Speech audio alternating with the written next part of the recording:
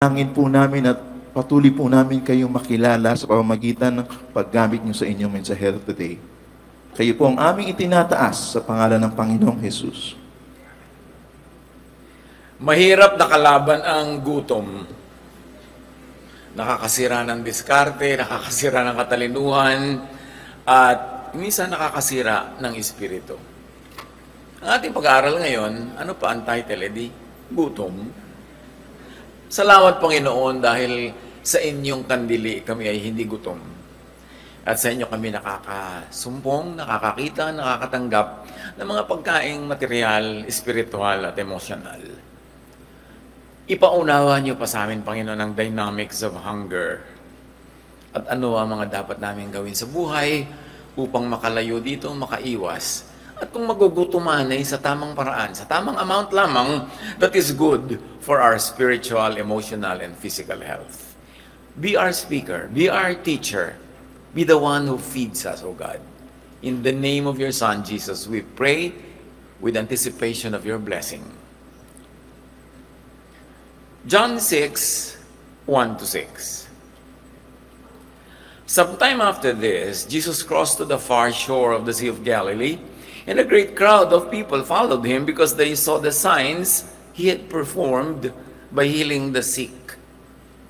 Then Jesus went up on a mountainside and sat down with his disciples. The Jewish Passover festival was near. When Jesus looked up and saw a great crowd coming toward him, he said to Philip, "Where shall we buy bread for these people to eat?" He asked this only to test him, for he already knew in mind, and he already had in mind, what he was going to do. So here Jesus highlights a distinction between human reasoning and divine capability, between impossible and possible, between physical and spiritual realities. If we can even extend it between natural and the super or supranatural, and extend it a little bit more between classical and quantum physics. What are the realities that could be done within physical and natural law, and what could happen only in spiritual or quantum law? Classical and quantum physics will be at work. Here, in this kind of questioning, Jesus encourages Philip to think beyond his usual limitations, beyond his mental box. It was not only an issue of sourcing food for the people, but more importantly, an issue of extending the boundaries of the mind para lalong maunawa yung tinatawag na hiwaga ng Diyos. John 6:7. Matapos siyang tanungin, saan tayo kukuha ng pambili? Saan tayo makakabili? Saan tayo makakasource ng pagkain para sa napakaraming taong ito? Philip answered him, "It would take more than a half year's wages to buy bread for each one to have a bite." Mahigit na isang taong sweldo ng isang karaniwang tao ang kakailanganin para makabili ng tinapay na tig-isang kurot lang ang makakain sa dami ng taong yan. So we see here Philip's earthly view, a financial solution to the question. And because it was a financial solution, it was impossible, especially given the resources that most of them had. Wala tayong ganyang cash, Lord. So si Philip, sa wala ang focus, hindi sa meron. And most of the time, we feel impoverished dahil doon tayo nakatingin sa wala, hindi doon sa meron. John 6, 8-9, another of his disciples, Andrew, Simon Peter's brother, spoke up. "Here is a boy with 5 small barley loaves and 2 small fish. But how far will they go among so many?" So here's another disciple, another point of view, another solution.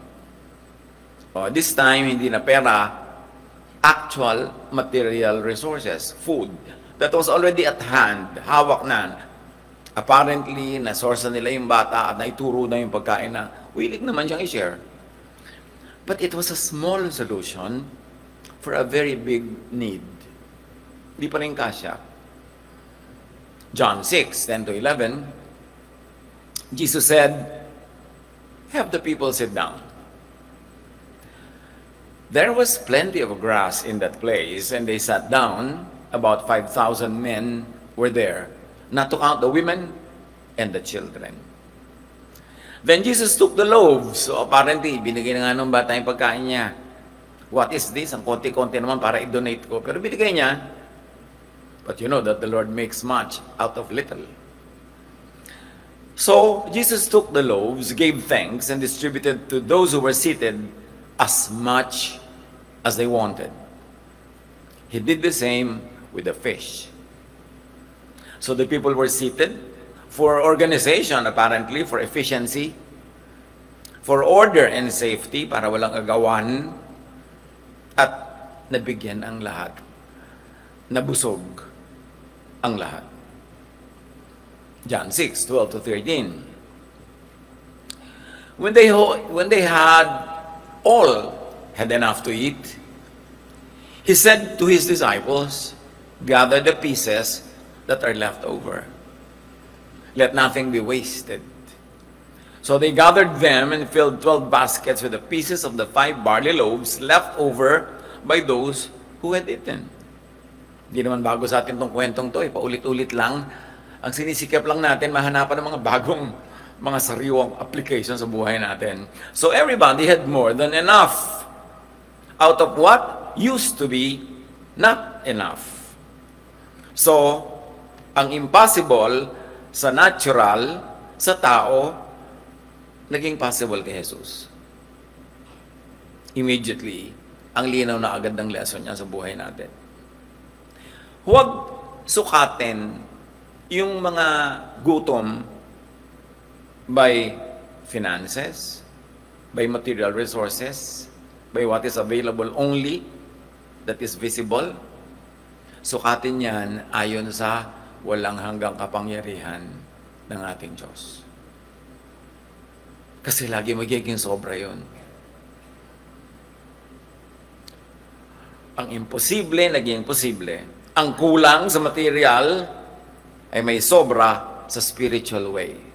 Because apparently, there was a spiritual method that intervened, that it was not just a financial, a material solution, that there was a crossing over from the physical to the spiritual. From what we might call classical, natural law of physics to that which is quantum, beyond what is physically available to the human reasoning. So Jesus' answer to impossible, to not enough, position yourself to receive. Nagkaroon ng sagana dahil merong bata na willing na i-share yung konti niya. And that little could be multiplied when given to Jesus. That little becomes much in the Master's hands. So kahit na maliliit ang resources natin, maliit ang ating kakayanan, maliit ang ating karunungan, pag yan ay isinuko natin sa Panginoon, hinayaan natin siyang hawakan yon, i-bless yon, magiging labis-labis pa yan sa ating mga pangangailangan. Remember, 12 basketfuls of leftover was gathered. Pero hindi naman ginather yun agad habang kumakain pa yung mga tao. Mga kapatid, mag-sharon naman kayo pag nakakain na lahat. Huwag sharon agad. Nag-sharon din naman, pero sa tamang panahon. John 6:14, after the people saw the sign Jesus performed, they began to say, "Surely, this is the prophet who is to come into the world."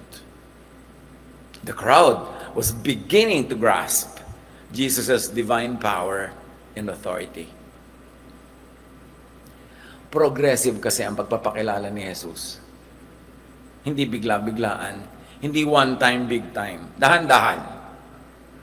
John 6:14-15, Jesus, knowing that they intended to come and make him king by force, withdrew again to a mountain by himself. Sabi niya, surely this is the prophet we're waiting for. Some of the people might think, well, this is the Messiah we're waiting for. You know, the Jews were waiting for their Messiah.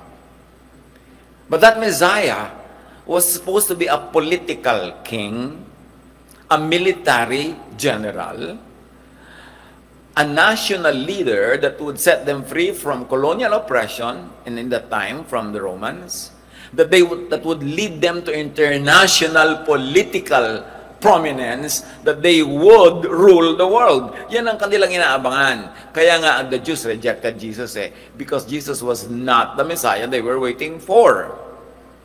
Kaya mas tama nga yung sinabi ng mga tao, this is the prophet that we were waiting for. Kasi pag sinabi mong Jewish Messiah, iba yon, political yon. At hanggang ngayon, naghihintay pa sila sa Messiah na yon. Kaya nila tinanggihan si Jesus. Kasi si Jesus, nung tinanong siya, uy, ikaw daw ang King of the Jews. Tinanong siya ni Pilate. Therefore, parenthetically, sabi ni Pilate, threat ka sa Rome. Because we are ruling the Jews. Ikaw ang King of the Jews. Anong gagawin mo? Maglilid ka ng rebellion, revolution? I-overthrow mo ang Roman power and you will become the king of the Jews. At yan ang idinimanda sa kanya, kaya nang nakasulat sa ulo na, sa ibabaw ng ulo na niya sa krus, King of the Jews. Yun ang crime that he was accused of. Sabi niya, ikaw ba ang King of the Jews? Sabi ni Jesus, my kingdom is not of this world. In other words, read my lips, no, I am not the King of the Jews that you mean. My kingdom is not of this world. Kaya sabi ni Pilate, gano'n naman pala, hindi naman pala threat. So inilabas niya uli sa balkonahe, sabi niya, I find nothing wrong with him. Kasi hindi siya yung King of the Jews na kinakatakutan ng Rome at inaabangan ng Israel. Siya ay Son of God. Siya yung Savior of the world, hindi King of a kingdom, hindi political or military leader. So, the Jews rejected Jesus in their because iba yung awaited Messiah nila. Jesus sent the disciples to cross the lake. Remember, sabi ng kwento, pupuwersahin siya ng mga taong i-declare na king nila. Nagpakain siya, nakita lang, ito na nga yata, ito na yung kakaiba to, iba to, walang ganitong, this is unprecedented. Nagpapagaling pa ng mga may sakit. Siya na yun. At yun ay naramdaman ni Jesus, kaya siya ay umalis sa lugar na yon, nagpunta siya sa isang tahimik na lugar kung saan na naman siya napag-isa. Yung mga disciples niya na nag-ipon ng 12 basketfuls of leftover, kanya sumakay na kayo sa bangka, tumawid na kayo dyan sa lawa at magkita-kita na lang tayo doon. So, matapos yun, nauna na yung kanyang mga disciples, magdamag silang namamangka at may bagyong na-develop. Malakas ang alon, malakas ang hangin. Suddenly, nakita nila si Jesus sumusunod sa kanila, walking on water. But that's another story. To make a long story short, nakarating sila doon sa kabilang pampang. Tapos nagdatingan ng maraming tao, sinundan sila, nagtakbuhan, naglakad along the coast, hanggang makarating doon sa kabilang pangpang kung saan sila naroon. At yan ang katuloy ng ating kwento. John 6:24-26. Once the crowd realized that neither Jesus nor his disciples were there, dahil gusto nga nilang gawin si Jesus na king, they got into the boats and went to Capernaum in search of Jesus, and some of them just walked along the shore. When they found him on the other side of the lake, they asked him, Rabbi, when did you get here? Last time we looked, you were on the other side. Hindi ka naman sumakay doon sa bangka ng mga disciples. Ba't ka nandito? Paano ka nakarating? Jesus answered, very truly I tell you, you're looking for me, not because you saw the signs I performed, but because you ate the loaves and had your fill. In other words, sabi ni Jesus, gutom lang yan. Hahabol-habol kayo sa akin. Hindi dahil sa mga matataas na bagay. Hindi dahil sa mga agendang makalangit. Gutom lang yan. nasarapan kayo, no? Gusto nyo lang ng bread. Hindi ang spiritual ministry ko ang pakay nyo. Ibig nyo lang earthly bread. Immediate answers to your physical hunger and needs. Practical and basic answers to your daily issues. Gusto nyo lang ng feeding project and relief distribution. At di ba, madalas naman, yan lang ang pakay ng mga tao sa religious experiences. Gusto lang nila ng mga very immediate, instant comfort from their concerns. Hindi masama yun. Dapat naman talaga tayong maghanap ng ginhawa mula sa ating mga pinagdurusahan. Pero hindi lang naman yung dahilan. Kaya ipinadala ng Ama si Jesus. May malalaking issues. John 6:27, sabi ni Jesus, do not work for food that spoils, but for food that endures to eternal life. Yung nakakapagpahatid tungo sa kabilang buhay. Which the Son of Man will give you. For on Him, God the Father has placed His seal of approval. Sabi, hindi kung kanino man ibinigay ng Ama sa langit ang misyon, ang gawain, at ang kanyang pagbabasbas. Tanging sa Diyos Anak ito ibinigay. Bakit kailangan linawin yun? Kasi maraming nag-aagawa ng karangalan kung sino ba siya ang representative dyan ng Ama. So nililinaw na Jesus, ang kaisa-isang tanging kataas-taasang Ama, siya ang nagpadala sa akin at wala na siyang ibang ipinadala at lalo namang wala nang iba pang nagpadala sa akin. Matthew 6:19-21, corollary to this, parallel to what Jesus was saying, do not store up for yourselves treasures on earth, where moths and vermin destroy, but store for yourselves treasures in heaven, where moths and vermin do not destroy, for where your treasure is, there your heart will be also. Kung ilalapit natin do sa issue ng kainan at gutom, huwag lang pagkain ng sikmura mo ang isipin mo, kasi pagkakain mo niyan, masisimula na yan ma-digest. And then later on, whatever is excess will be decayed. So, hindi lang yung tiyan mo ang busugin mo. Ang busugin mo ang iyong puso, ang iyong isip, at kainin mo ang spiritual na pagkain na siyang tunay na dala-dala ko. Huwag kayong maghabol sa akin dahil lang sa gutom na yan. Nawa, may iba pa kayong pagkagutom at pagkauhaw na mas mataas. At yun ang pag-usapan natin. Kaya sabi sa Colossians 3:1-2, set your mind on things above, not on earthly things. So, kung babalikan natin yung sabi sa John 6:27, for on Him, the Son of Man, or Jesus, God the Father has placed His seal of approval. It had to be clarified because there were many pretenders to be God and to be the one sent by the Father. But Jesus is the one. Kaya hindi tayo magsasawang ipagdiinan na si Jesus yun. Walang iba. Yung katuroan ni Jesus ang dapat habulin, yung ipinapakain niya na spiritual na pagkain ang dapat nating ma-digest. Matthew 17:5, while He was still speaking, a bright cloud covered them, and a voice from the cloud said, this is my Son, whom I love. With Him I am well pleased. Listen to Him. This is in the so-called Mount of Transfiguration, when the Lord transfigured, at ang nakita ng kanyang mga disipulo ay yung kanyang maliwanag, maluningning, na nagliliwanag siya, kakaiba. At nakita nila doon, kasama si Moses at si Elijah, we like to think representative ng law and the prophets, ng lahat ng institution sa kanilang buhay at paniniwala. Pero si Jesus lang ang nagliliwanag, hindi yung dalawa. At ang tinig mula sa langit na galing sa Ama, ang nagsabing, itong nagliliwanag na itong si Jesus, ang anak ko. Walang iba. Sa Kanya kayo makinig. Listen to Him. Napaka-graphic noong illustration na yon, na ipinakita yung favor ng Ama kay Jesus, at hindi lang kay Jesus as a person, kundi sa katuruan ni Jesus. Kasi sabi niya, sa Kanya kayo makinig. Kung nalilito kayo kung kanino makikinig o kung may mga conflict na nadidinig nyo, conflicting voices, kay Jesus kayo makinig.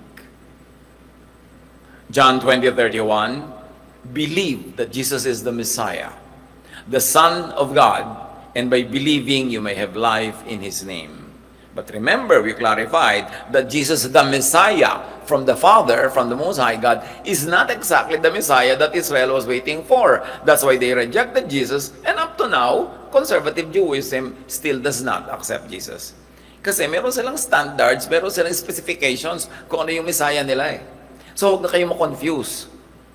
At least, meron parang dalawang Messiah dyan na pinag-uusapan, at si Jesus ay iba. Siya yung galing sa Ama. John 6:28. Then they asked him, what must we do to do the works God requires? Kasi sabi niya, huwag kayong magpagod sa kanyang pagkain na papasok lang sa tiyan nyo, tapos lalabas din uli at mabubulok. I mean, gano'n, nasisira lang yan. Treasure on earth lang yan. Ang hanapin nyo, treasure in heaven. Yung hindi nabubulok, yung hindi nasisira, at hindi panandalian lang ang talab. Just then a man came up to Jesus and asked, Teacher, what good thing must I do to get eternal life? Parallel ito yun, ang tanong nila, sabi nila, so anong dapat namin gawin? Ano bang hinihingi sa amin ng kataas-taasang Diyos? And then, that same question is echoed by another man, Teacher, what good things must I do to get eternal life? Siyempre, kung ano-anong answer ng mga religion dyan, ng mga sekta, ng mga grupo, ng mga teaching, what good thing must I do to inherit eternal life? At si Jesus yung tinanong, kaya, siyempre, nakaabang tayo, ano sagot? Kasi si Jesus yung sasagot. Dapat yung sagot niya ang pinakatama at yung talaga ang napakalaking katotohanan. Sabi niya, what good thing must I do to inherit eternal life? Jesus replied, if you want to enter life, keep the commandments. Yan ang gawin mo. Eh nagtanong siya, which ones? Nilinaw niya, ang dami-daming commandments eh. Which ones are important and relevant to having eternal life? At sumagot si Jesus, to have eternal life, to enter eternity, obey and keep the commandments. At tanong ng paglilinaw, which ones? Alin dun ang way to life, to eternal life? Tanong nyo rin ba yan? Sumagot si Jesus, Matthew 19:16-22. Jesus replied, so which ones of the commandments is the way to life? Sabi niya, you shall not murder. And the numbering there is, dagdag lang natin para tayo malinaw na makapagbilang. Sabi niya, you shall not murder. You shall not commit adultery. You shall not steal. You shall not give false testimony. Huwag magbibigay ng mga patotoong mali sa legal proceedings. Kasi may mapapahamak, di ba? Honor your father and mother. Love your neighbor as yourself, which is the summary of all the top 5. In other words, Jesus said, you want to have eternal life? Obey the commandments. Sabi naman ng lalaki, among the many, alin talaga ang relevant to having eternal life? Sabi niya, do not wrong others. Do good to others. In other words, love. Consistent naman eh. Because love is the only commandment of Jesus that really matter. Sabi niya, I leave you one command. I give you a new command. Love one another. So love to, love into eternal life. So what does it mean to accept Jesus? Kasi sabi natin, to be saved, you have to accept Jesus. Of course, you accept Jesus. Believe in Jesus, accept in Jesus. But to accept Jesus is to accept the teachings of Jesus. And the teaching is love. So pag sinabi mong, I accept Jesus, ibig sabihin, I accept His teaching, I accept love. At tama, yun ang sabi niya, to have eternal life, love. Pag sinamarize mo naman yung binigay niyang 6 na yun love Interestingly, they were singled out, clarified, identified by Jesus as relevant to having eternal life. Si Jesus na ang nagsabi nun, kung may iba tayong ideya, ay Jesus kayo makipagtalo. Binabasa lang natin yung scripture. Yun ang nakasulat. John 6:28, what must I do to do the works God requires?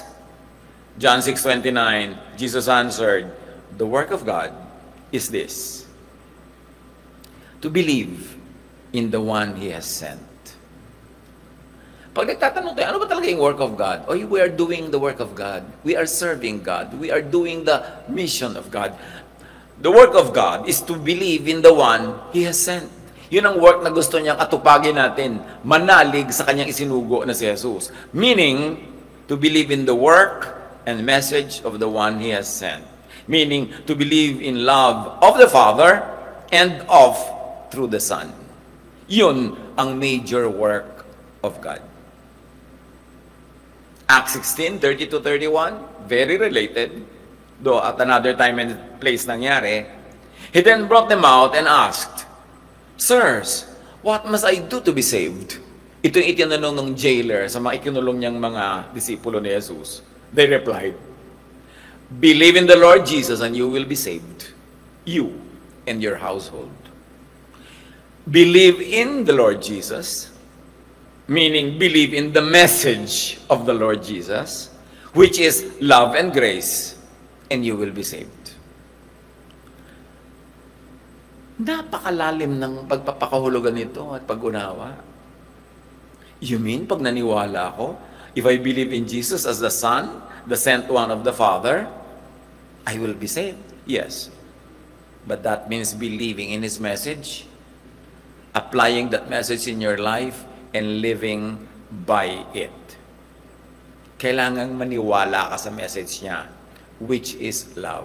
At ito ang problema sa maraming mga nagsasabing believer sila ni Jesus. Hindi sila naniniwala sa love. So sabi nila, love lang, yun lang. Eh, yun na nga ang isinagot niya eh.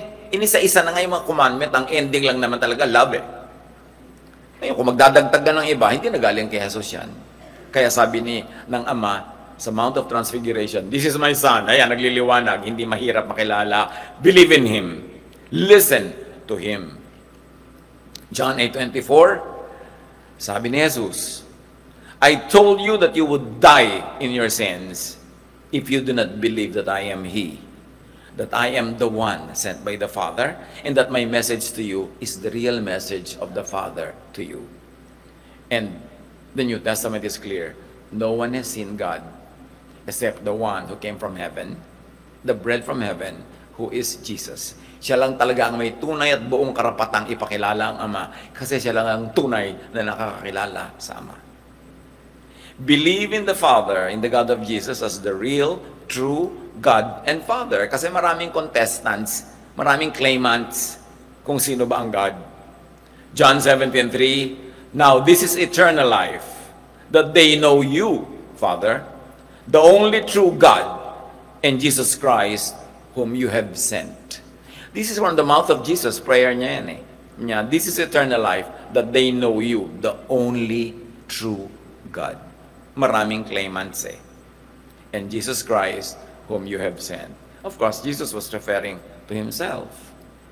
1 Corinthians 8:6, "Yet, for us there is but one God, the Father, from whom all things come, and for whom we live. And there is but one Lord, Jesus Christ, through whom all things came, and through whom we live." Ito mga basics ng faith na to dapat clear sa mga nagsasabit, naniniwalang sila ay mga Jesus believers and Jesus followers. Ganun. Unless you believe that I am the one sent by the Father, you will die in your sins. That's a very strong statement. Because if you don't believe in Jesus, meaning you don't believe in love as the Father's way to welcome us to eternal life, if you don't believe in love, therefore you believe in something else. You believe in the law. You believe in works. You believe in merits. Kaya sabi ni Jesus, if you don't believe in me and my message of love, grace, and forgiveness, therefore you will believe in works, you will believe in the law, you will believe in something and someone else, you will die in your sins because you can never pay enough for it. You can never work hard enough for it. Unless you receive the love and grace given by the Father, there is no other way that you could be saved. That's why, outside of Jesus and His message of love, outside of Jesusness, how could anyone be saved from sin? John 6:30-32, So they asked him, "What sign will you give that we may see it and believe you?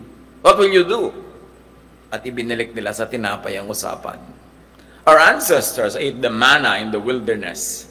As it is written, He gave them bread from heaven to eat." So in other words, sabi niya, gusto mo maniwala kami sa sasabihin mo, anong gagawin mo? Papakain ka uli. Jesus said to them, "Very truly, I tell you, it is not Moses who has given you the bread from heaven, but it is my Father who gives you the true bread from heaven, who is me."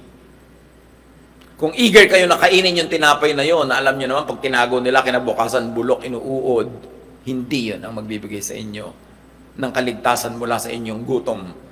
Ako na bread from heaven, tunay na galing sa langit, hindi na lang nalaglag mula sa ulap. Tunay na galing sa kalangitan, ako ang pagkinain ninyo ay magkakaroon kayo ng buhay na walang hanggan. Paano namin kayo kakainin? Siyempre, hindi literal. Kakainin mo yung katuruan niya. Ipapasok mo sa isip mo yung kanyang ideya. Ipapasok mo sa puso mo ang kanyang espiritu. And it is the idea and the spirit of love. Love is energy. Love is frequency. Pero pag sinabi mong God is love, how do you enter the energy and frequency of God? By loving. When you are in the same frequency, you get tuned in. Tulad sa mga radyo, gusto nyo mag-tune in sa isang istasyon, tulad nga na sabi natin, DWBL, 1242, alas 6 ng umaga at alas 6 ng gabi. Parang program natin yun. Talaga. Nag-tune in ka dyan. Di mo tune in ka sa program natin. Pero nagpunta ka sa ibang number, ibang istasyon, di naka-tune in ka sa iba kasi kailangan yung frequency How do you tune into the frequency of God? By tuning into the frequency of love. Because God is love. And Jesus is love. And the teaching of Jesus is love. So, hindi mahirap pag-connect-connectahin yung when you love, you enter eternal life. This is the kind of love that Jesus teaches. Hindi yun yung mga romantic love, hindi yung mga cute-cute love, hindi yun. Yung love for others and love for God. Nang ibig sabihin lang, hindi ka gumagawa ng masama sa kanila. In fact, ginagawan mo sila ng mabuti. The true bread from heaven is a reference to Jesus himself. He is the bread of life, the one who truly satisfies and gives eternal life. Jesus is trying to shift the focus from physical hunger to the spiritual fulfillment that he offers. Sabi niya, it's not Moses who gives you bread. My Father gives you bread. And that bread is not harina. That bread is me. That bread is my teaching, my idea, my doctrine. When you eat that, ingest that. Pagka yan ay pumasok sa kaibuturan ng inyong espiritu, you vibrate in the frequency of love, which is the frequency of God. Therefore, you are in the same frequency, you enter eternal life. You enter the divine circle. Maraming paraan ng pagtingin dyan sa conservative and old theological way, pwede. Pwede mo rin maintindihan yan through natural law at lalong pwede mong maintindihan through quantum law. Lahat yan are just slices of the same pie. Parang iba-ibang layer lang ng sapin-sapin na kakanin. Isa lang yun. Pero maraming paraan para siya ma-appreciate. Do not go to religion just for first aid. Do not go to Jesus just for a merienda. Do not go to religion just for therapy or fixes. Seek the true Jesus. Seek real Jesusness, not just religion, but Jesus-focused, Jesus-rooted, Jesus-flavored, in fact, Jesus in spirit. Seek spiritual healing, restoration, and growth, not only emotional fixes. Habaan pa po natin ng kantahan kasi gusto ko yung napapaiyak. Umiyak ka na lang sa bahay. Kasi may bayad ang oras dito no? So, samantalahin na lang natin para pakainin yung ating espiritu. Yung mga emotional fixes mo, you can do it yourself. Seek life, eternal life.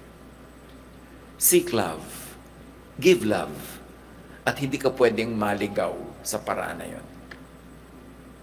John 6:33, for the bread of God is the bread that comes down from heaven and gives life to the world. Not the bread from the sky only, not the bread that spoils, not the bread that doesn't satisfy for always, not the bread of Moses, not the law, but the love of God. Yun ang tunay na sasagot. Matagal-tagal lang It takes time para maunawa yung mga kahulugan nun to go beyond the slogan. Because love had been sloganized, cheapened, even demonized. Iniisip ng mga tao, pag love ang itinuturo mo, hindi yan true spirituality. Fix lang yan. Kasi nga, nabalokdot na yung pakahulugan natin sa love. So you go back to the way Jesus defined it. Na nung nagtuturo siya, ano ba ang daan para sa makarating ka sa Ama? Binigay niyang example yung Samaritan na mayroong taong nabugbog, nasugatan at duguan doon sa daan. Inalagaan niya, dinala niya sa inn, sa mini hotel. Ibinayad niya yung kanyang pag-aalaga at kakainin. At kasi nilampas-lampasan lang kasi siya ng priest, nilampas-lampasan siya ng Levite. Hindi siya pinansin ng mga religious people na dumadaan. Kaya pinakita ni Jesus, hindi religion ang point. Hindi religiosity, hindi religious titles. Love pa rin. Consistent si Jesus. Read all the stories and the teachings of Jesus through the lenses of love that He preaches. At sobra-sobra nating ma-appreciate yung gaan ng buhay kung doon tayo sasandal.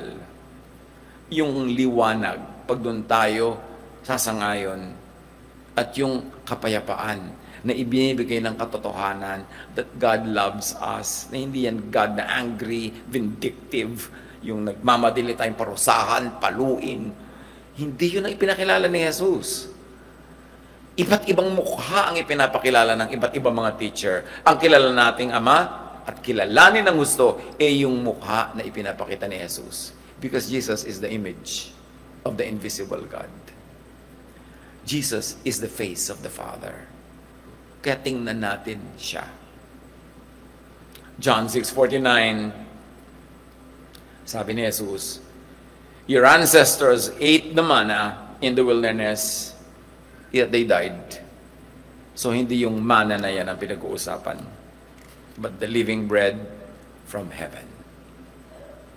John 6:34-35, Sir, they said, give us this day, give us this bread, always. Then Jesus declared, I am the bread of life. Whoever comes to me will never go hungry, and whoever believes in me will never be thirsty. Hindi lang physical, very importantly, spiritual. Hindi lang emotional, more importantly, spiritual. That we have that anchor of deep spirituality, anchored on the truth that God loves us. And that God likes us to love others and also God. Na pag doon tayo nakaasa, because love is eternal. And even Paul, na una, napaka-legalistic, napakahigpit, may kasungitan pa nga. But at the end of his career, matanda na, na-solve na niya ang lahat ng mga katanungan, na synthesize na niya ang mga katotohanan. Ang sabi niya, actually, love na lang. Kaya sabi niya sa 1 Corinthians 13, love is the greatest. Unawain pa natin yan. Tanggalin natin yung mga biases of the religious against the word love. Kasi hindi sila pag love, ay hippie yan, yung make love, natural, yung ganun. Tachichipin. Napaka-importante. Dahil pag nararamdaman mo yan, asin mo, oo nga, this is the bread of life. That I will never go hungry. That I will always have this to feed on. And that I can always pass this on to others. Ano-ano ang mga kagutuman natin, mga kapatid? Ano magutom natin na inilalapit natin sa Diyos? Magandang ilapit yan. Kahit yung mga gutom mo sa talagang tunay na tinapay, nagugutom ka sa pandekokor, gusto mo kumain ng kung ano-ano. Pwede yan ilapit. Kasi yun nga ang ipinakain ni Jesus, actual bread. But go beyond that. Springboard lang yon. Doorway lang yon. So that we understand the higher bread, the higher heaven, the higher kabusugan. Panginoon, ituro niyo po sa amin kung gaano ka-relevant ang iyong anak na si Jesus sa mga iba't iba naming uri ng kagutuman. Gutom for affection, hunger for attention, even hunger for real food, physical food, iba-iba.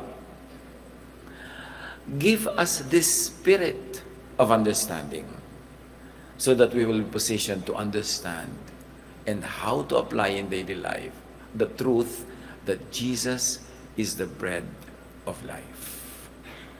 Mas bigyan pa namin ng malalim na pag-iisip, panunuri, ang mga katuruan sa Scripture para makalampas kami sa mga traditional lang at nakasanayang mga interpretations and reading, kundi mahukay namin yung talagang malalim na kahulugan na natabunan ng napakaraming oversimplification, natabunan ng napakaraming indoctrination na hindi na halos kumisan makilala at nababaligtad pa nga na sa pangalan ng Diyos, sa pangalan ng religion ay nagiging unloving pa ang iba sa amin. Turuan mo kami, Panginoon, kung paano i-blend ang kahulugan ng love, tapos truth, tapos righteousness, correctness sa buhay, na sa aming pagtutuwid sa aming sarili at sa kapwa, ay huwag kami maging unloving dahil magiging baligtad ang effect ng katuruan ng love. Teach us how to be really loving even in correcting what we perceive to be wrong, even in handling what we perceive to be ungodliness. May the fruit of love and loving always be our food. Pagbulay-bulayan natin, mga kapatid, ang kahulugan nito sa ating mga personal na buhay. Huwag magmadali, manahimik in the presence of God. Pag-isip-isipan, and let the voice of the Lord finish this message for each one of us in a very personal way. Let's be silent before the presence of the Spirit.